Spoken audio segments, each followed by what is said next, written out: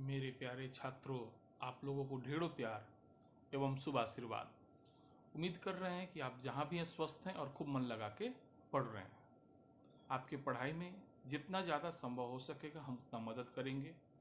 ध्यान दीजिए, यह जो वीडियो है यह अंतरिक्ष से संबंधित वीडियो है। एक्चुअली जितने अच्छे विद्यार्थी देखते हैं उनका history, polity, geography, economics, science, current तक सही कर लेते हैं, लेकिन होता क्या है ना, कुछ ऐसे टॉपिक्स हैं जिससे भी सवाल पूछा जाता है लेकिन वो उनको उसके बारे में कुछ विशेष जानकारी नहीं होती है, और कभी कभी इस तरह के टॉपिक से दो चार सवाल आ जाते हैं तो काफ़ी कन्फ्यूजन होता है, दिक्कत होती है।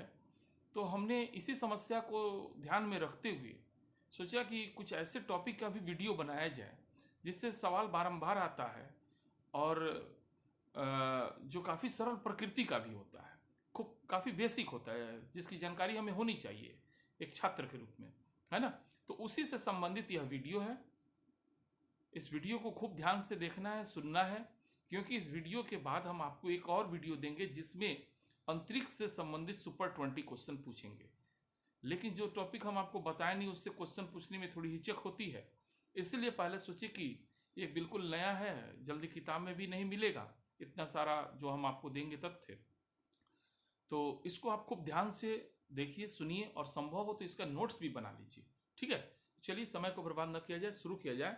तो पहला पॉइंट है, मानव जगत की सबसे बड़ी उपलब्धि अंतरिक्ष अनुसंधान है। इसके द्वारा संचार प्रौद्योगिकी, मौसम निगरानी एवं भविष्यवाणी, सैटेलाइट, टेलीविजन, भूस्थैतिक प्रणाली एवं सुदूर संवेदन जैसी अत्याधुनिक प्रविधियां संभव हो सकी है, जिसने मानव सभ्यता को एक नई ऊंचाई प्रदान की है। तो ये परिचय के रूप में दिया है कि मतलब अंतरिक्ष अनुसंधान का क्या लाभ है, तो यहाँ पे ये बात आपको मिलेगा। अब आते हैं हम लोग मेन इंपॉर्टेंट तथ्य पे। रूस द्वारा बास्केटबॉल के आकार वाले स्पुतनिक प्रथम नामक कृत्रिम उपग्रह के प्रक्षेपण के साथ ही अंतरिक्ष अभियानों का सिलसिला प्रारंभ हुआ। मतलब विश्व लेवल पर देखा जाए तो अंतरिक्ष अभियान का सिलसिला जो है उसको किसने शुरू किया था? रूस ने। तो रूस ने जो पहला अंतरिक्ष अभियान किया था उसका नाम क्या था? स्पुतनिक प्रथम।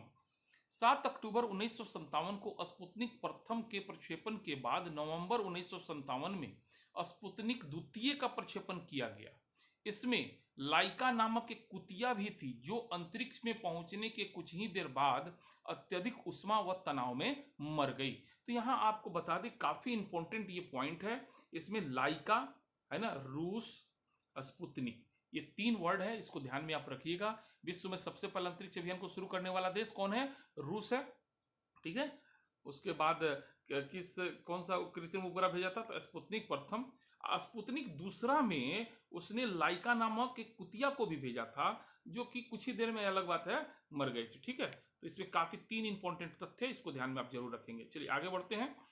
29 जुलाई 1958 को अमेरिकी अंतरिक्ष एजेंसी नासा का गठन हुआ था। नासा का गठन कब हुआ? तो 29 जुलाई 1958 को। इसका पूरा नाम the national aeronautics and space administration है। एक्सप्लोरर 1 अमेरिका का पहला उपग्रह था। इसका आधिकारिक नाम 1958 अल्फा है। तो अमेरिका का पहला उपग्रह इंपॉर्टेंट है ना? क्या नाम है? एक्सप्लोरर। अच्छा, दूसरा नासा का फुल फॉर्म भी इंपॉर्टेंट है, इसका गठन कब हुआ था। ठीक है ना, इस तरीके से इसमें भी 3 क्वेश्चन आपको बन रहे हैं। चलिए आगे बढ़ते हैं। रूसी अंतरिक्ष यात्री यूरी गागरिन 12 अप्रैल 1961 को वोस्टॉक प्रथम के साथ यात्रा करने वाले प्रथम अंतरिक्ष यात्री थे। 12 अप्रैल को international day of human space flight मनाया जाता है। यूरी गागरिन को उनके कम हाइट के कारण इस अभियान के लिए चुना गया था। 27 मार्च 1968 को मिग 15 ट्रेनिंग जेट हादसे का शिकार हो जाने के कारण उनकी मृत्यु हो गई। तो यहां से तो काफी इंपॉर्टेंट तथ्य निकल के आ गया सामने आपको। ठीक है ना, कि सबसे पहले अंतरिक्ष में यात्रा करने वाला यूरी गागरिन कहाँ के थे? रूस के थे। किस यान से यात्रा किए? तो वोस्टॉक प्रथम के। कब यात्रा शुरू किए थे? तो 12 अप्रैल को। इसीलिए 12 अप्रैल को कौन सा डे मनाया जाता है? तो international day of human space flight. ठीक है ना, और उसके फाइनली इनकी मृत्यु कब हुई? 27 मार्च 1968 को। कैसे हो गई? तो ईवन 15 ट्रेनिंग जेट हादसे में शिकार हो जाने के कारण। ठीक है, चलिए आगे बढ़ते हैं हम लोग। नेक्स्ट है 16 जून 1963 को अंतरिक्ष में पहली बार किसी महिला का प्रवेश, यहां ध्यान देना महिला है ना, तो किसी महिला का प्रवेश कब होता है अंतरिक्ष में? 16 जून 1963 को। तत्कालीन सोवियत संघ के वोस्टॉक 6 के माध्यम से वैलेंटीना टेरेस्कोवा, नाम ध्यान रखिए, टैरे या टैरे तो भी दिया होगा, ठीक है, वैलेंटीना तेरेस्कोवा अंतरिक्ष में पहुंची। और अंतरिक्ष यात्रा करने वाली प्रथम महिला कौन थी? तो वैलेंटीना तेरेस्कोवा। कितना इंपॉर्टेंट है आपको समझ में आ रहा होगा मेरी बात, ठीक है। चलिए अगला देखते हैं हम लोग। 19 जुलाई 1969 को चांद पर पहली बार मानव ने कदम रखा। संयुक्त राज्य अमेरिका द्वारा प्रक्षेपित अपोलो 11 के माध्यम से पहले नील आर्मस्ट्रांग और उसके बाद एडविन एल्ड्रिन ने चांद पर कदम रखा, जबकि माइकल कॉलिंस उन लोगों के साथ थे किंतु वे यान में ही रहे। तो यहाँ भी बहुत सारा इंपॉर्टेंट है। तो मोस्ट भी आई है कब? 20 जुलाई 1969 को, ठीक है ना। पहले किसने कदम रखा? तो नील आर्मस्ट्रांग ने। कितने लोग थे? 3 लोग थे। दूसरा कदम एडविन एल्ड्रिन, और जबकि माइकल कॉलिंस यान में ही रह गए थे, ठीक है। इस तरीका से काफी इंपॉर्टेंट है। आगे देखते हैं। 12 अप्रैल 1981 को कोलंबिया अंतरिक्ष की कक्षा में जाने वाला पहला स्पेस शटल बना। यहां ध्यान दीजिएगा, शटल बना। जब इसे 7 महीने बाद पुनः अंतरिक्ष में प्रक्षेपित किया गया, तब यह यान विश्व का प्रथम पुनः उपयोग में, यहां दूसरा पॉइंट, पुनः उपयोग में लाया जाने वाला अंतरिक्ष यान कौन सा था? तो कोलंबिया। कोलंबिया का काफी महत्व है, ध्यान दीजिएगा। 19 नवंबर 1997 को नासा के स्पेस शटल कोलंबिया की STS-87 उड़ान के माध्यम से कल्पना चावला अंतरिक्ष में जाने वाली पहली भारतीय अमेरिकी तथा पहली भारतीय मूल की महिला बनी। 1 फरवरी 2003 को पृथ्वी के वायुमंडल में प्रवेश करते समय अमेरिकी स्पेस शटल कोलंबिया नष्ट हो गया। इस दुर्घटना में भारतीय मूल की कल्पना चावला सहित सभी 7 अंतरिक्ष यात्री मारे गए। कल्पना चावला की यह दूसरी अंतरिक्ष यात्रा थी। कल्पना चावला का जन्म 1 जुलाई 1961 को करनाल हरियाणा में हुआ था। उनके पिता का नाम बनारसी लाल चावला था। तो काफी हमने कल्पना चावला से संबंधित जानकारी दिया है, और ये काफी मोस्ट भी आई है ना। इसके बारे में आप समझ सकते हैं, इसको खूब बढ़िया से लिख लीजिए, है ना, और इसको पढ़ते रहिएगा। चलिए नेक्स्ट आते हैं। अगला इंपॉर्टेंट सुन के ही आपको लग जाएगा कितना महत्वपूर्ण है। सुनीता विलियम्स भारतीय मूल की अमेरिकी अंतरिक्ष यात्री और अमेरिकी नौसेना की अधिकारी हैं। वे अमेरिकी अंतरिक्ष एजेंसी नासा के जरिए अंतरिक्ष में यात्रा करने वाली भारतीय मूल की दूसरी महिला है। सुनीता का ताल्लुक भारत के गुजरात राज्य के अहमदाबाद शहर से है। उनका जन्म जो है 19 सितंबर 1965 को अमेरिका के ओहियो में हुआ था। दिसंबर 2006 में अमेरिकी स्पेस शटल डिस्कवरी, ध्यान रखना डिस्कवरी, है ना, डिस्कवरी ने भारतीय मूल की सुनीता विलियम्स को अंतरिक्ष स्टेशन पर छोड़ा तथा 22 जून 2007 को अटलांटिस की उड़ान से वे वापस आई। इस दौरान उन्होंने कई कीर्तिमान स्थापित किए। तो आप लोग समझ सकते हैं, सुनीता विलियम्स से अक्सर सवाल परीक्षा में रहता है, ठीक है। चलिए आगे देखते हैं। नेक्स्ट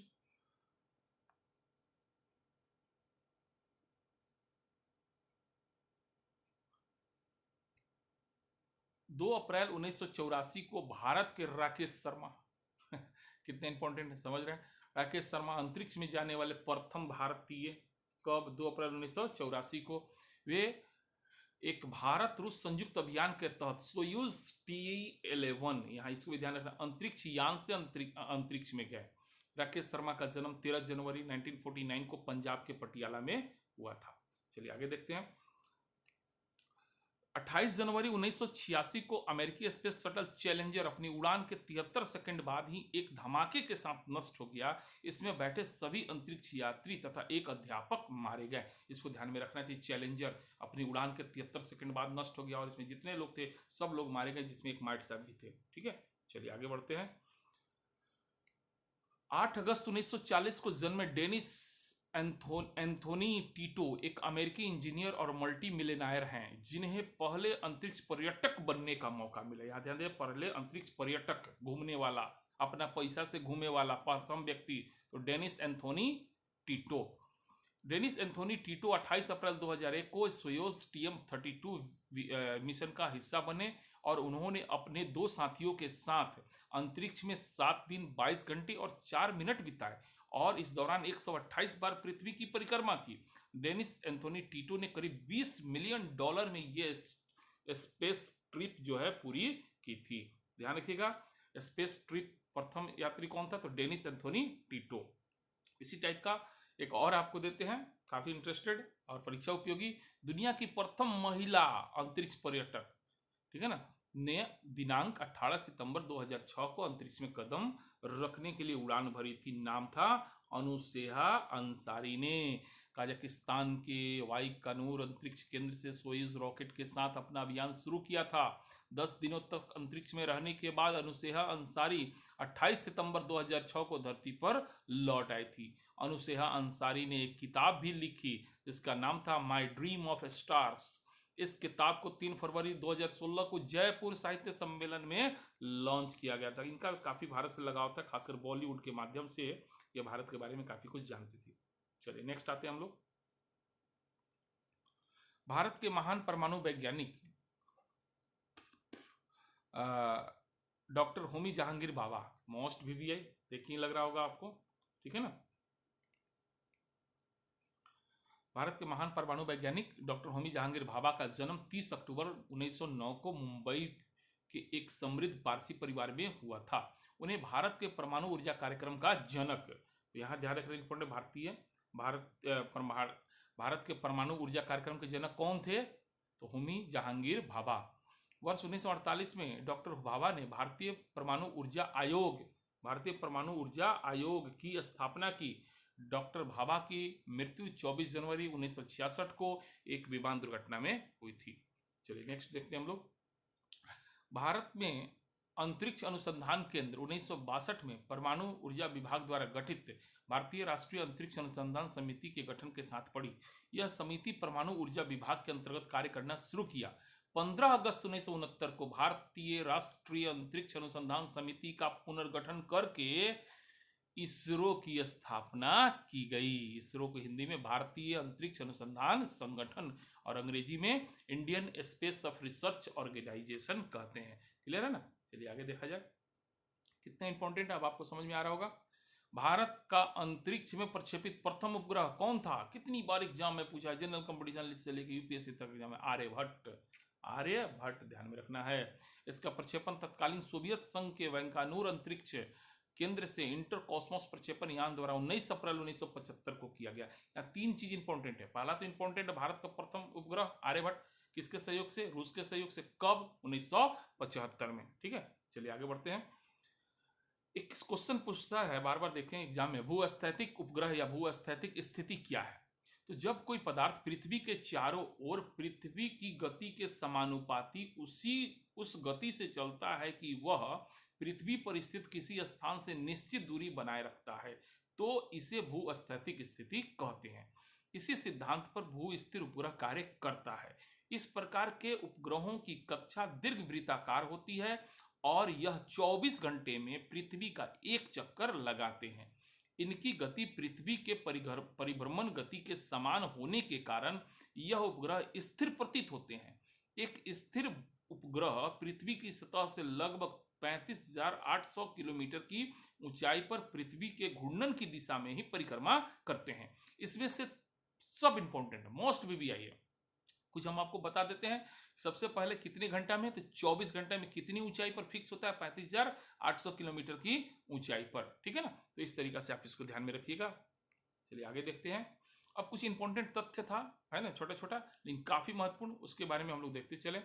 चलिए सबसे पहले एप्पल उपग्रह 19 जून 1981 को फ्रेंच गुयाना स्थित कोरु प्रक्षेपण केंद्र से एरियन रॉकेट की सहायता से अंतरिक्ष की कक्षा में स्थापित किया गया था। यह भारत का पहला प्रायोगिक भूस्थैतिक संचार उपग्रह था। यही पूछता है परीक्षा में, भारत का पहला प्रायोगिक भूस्थैतिक संचार उपग्रह एप्पल। नेक्स्ट है भारतीय सुदूर संवेदन संस्थान, जिसको इंग्लिश में बोलते हैं IIRS, Indian institute of remote sensing. कहाँ है? तो देहरादून, जो उत्तराखंड में स्थित है। उसी तरह इसरो, तो भारतीय अंतरिक्ष अनुसंधान संगठन, इसका इंग्लिश में इंडियन स्पेस रिसर्च ऑर्गेनाइजेशन। कहाँ पे? इसका मुख्यालय बंगलुरु कर्नाटक में स्थित है। नेक्स्ट है एसएससी, इसको भी ध्यान में रखिएगा, अंतरिक्ष अनुप्रयोग केंद्र, स्पेस एप्लीकेशन सेंटर, अहमदाबाद में है ये। और एक मेरे तरफ से और लास्ट में एनआरएसए, नेशनल रिमोट सेंसिंग एजेंसी, राष्ट्रीय दूर संवेदन केंद्र, हैदराबाद में। ये जो हम दे रहे हैं, हम फिर कह रहे हैं, दिन भर 12 घंटा के पूरा अध्ययन के बाद, चूंकि देखिए शॉर्ट में कोई चीज़ बताना सरल होता है, सॉरी शॉर्ट में किसी चीज़ को बताना में काफ़ी कठिनाई होती है, क्योंकि शॉर्ट में वैसा चीज़ बताना पड़ता है जो काफ़ी महत्वपूर्ण हो। अगर इसी चीज़ को दीर्घ उत्तरीय टाइप का बता दे या पूरा कंसेप्ट के साथ दे तो उसमें कोई ज़्यादा दिमाग नहीं लगाना पड़ता, लेकिन निचोड़ निकाल करके आप लोग को दे रहे हैं। ध्यान दीजिए, हम फिर कह रहे हैं, ये काफ़ी काफ़ी काफ़ी इंपॉर्टेंट है। अगर इसका महत्व नहीं दीजिएगा तो एग्जाम के बाद नाक धक रोइएगा। नेक्स्ट, ब्लैक बॉक्स क्या है? तो हवाई जहाज में ब्लैक बॉक्स का रंग नारंगी होता है। कहीं कहीं पर पूछा है कि नहीं, ब्लैक बॉक्स का रंग क्या कैसा होता है? नारंगी होता है। ये क्यों होता है? तो ब्लैक बॉक्स को क्यों रखा जाता है? ताकि उन्हें किसी दुर्घटना के बाद ढूंढने में सरलता हो। यह एक ऑडियो रिकॉर्डिंग डिवाइस होती है जो कि वाहनों के कॉकपिट में पायलटों की बातचीत को रिकॉर्ड करती है और कुछ अनहोनी घटित होने पर जांच करता है। इसी के माध्यम से जो है निष्कर्ष प्राप्त करते हैं। नेक्स्ट पॉइंट है, नासा के अनुसार मंगल ग्रह पर उपस्थित जीवन में अब तक पाए गए लक्षणों में जल, जिप्सम और मीथेन सम्मिलित है। मोस्ट बीबीआई है, नासा ने मंगल ग्रह पर जीवन के लिए जो 3 आवश्यक तत्व बताया है, वो बताया कि वहां पर 3 आवश्यक जो उपस्थित है, जल, जिप्सम और मीथेन। उसके बाद पूछता है, जेट इंजन किस सिद्धांत पर कार्य करता है? तो रैखिक संवेग संरक्षण के सिद्धांत पर जेट इंजन कार्य करता है। आगे बढ़ते हैं। नेक्स्ट पॉइंट है, थुम्बा रॉकेट प्रक्षेपण केंद्र केरल राज्य की राजधानी तिरुवनंतपुरम में स्थित। मोस्ट बीबीआई, थुम्बा रॉकेट प्रक्षेपण केंद्र कहाँ है? तिरुवनंतपुरम में। नेक्स्ट, श्रीहरिकोटा आंध्र प्रदेश राज्य के तटीय क्षेत्र में स्थित एक द्वीप है। इसी स्थान पर सतीश धवन अंतरिक्ष केंद्र में भारत का एकमात्र उपग्रह प्रक्षेपण केंद्र स्थित है। Most BBI Sriharikota. Next, -150 degree centigrade से कम ताप को क्रायोजेनिक ताप कहते हैं। परीक्षा में कई बार पूछा हुआ, क्रायोजेनिक ताप किसे कहते हैं? तो ध्यान में रखिएगा, -150 डिग्री से नीचे के ताप को क्या कहते हैं? क्रायोजेनिक ताप कहते हैं। नेक्स्ट, रॉकेट के ऊपर जाने का सिद्धांत किस पर आधारित है? तो संवेग संरक्षण के सिद्धांत पर आधारित है। रॉकेट जो ऊपर जाता है ना, किस सिद्धांत पर जाता है? तो संवेग संरक्षण के सिद्धांत पर। रॉकेट से गैस अत्यधिक वेग से पीछे की ओर निकलती है, जो रॉकेट के ऊपर उठने के लिए आवश्यक संवेग प्रदान करती है। ठीक है ना, तो यहां ध्यान रखिएगा। चलिए, तो इस तरीका से आपको समझ में आ गया होगा कि कितना महत्वपूर्ण है। प्लीज, गुरु मानते हैं तो मेरी बात को ध्यान रखिए, इसको जरूर याद कर लीजिए। हम फिर कह रहे हैं, ये अति अति महत्वपूर्ण सवाल है। चाहे आप किसी भी तरह के नौकरी का तैयारी कर रहे हो, सभी तरह के एग्जाम में इस तरह के सवाल आते हैं। ये बेसिक है। अगर ध्यान में रखिएगा तो आपको एक छोटा मोटा कंसेप्ट भी मिलेगा और उसी के माध्यम से इसको करंट से जोड़ लीजिएगा तो आपको हर तरह का सवाल बनने लगेगा। ठीक है, और ध्यान दीजिए, इस वीडियो को बना दिए, आप लोग देख लीजिए। हम कोशिश कर रहे हैं इससे रिलेटेड एक 20 सुपर 20 क्वेश्चन भी तैयार करके आप लोग को देने का। जरूर कमेंट करके बताइए कि यह वीडियो आप लोग को कैसा लगा। ठीक है, पसंद आया हो तो जरूर लाइक कीजिए, शेयर कीजिए मित्रों को। चलिए, बहुत बहुत धन्यवाद। ठीक है, अब हम लोग फिर मिला जाएगा।